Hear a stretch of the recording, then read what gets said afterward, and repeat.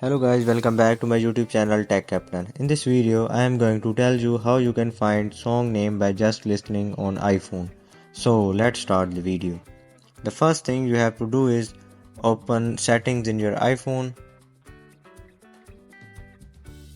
After opening setting, scroll down and open control center.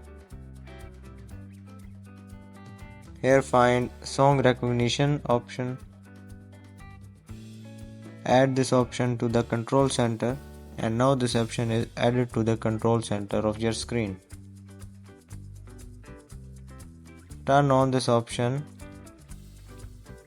and now play any sound near this phone, or you can also play the song on this phone as well.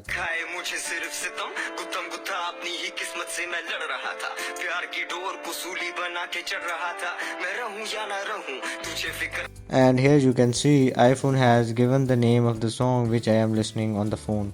So by this way you can also find song name by just turning this song recognition option in iPhone.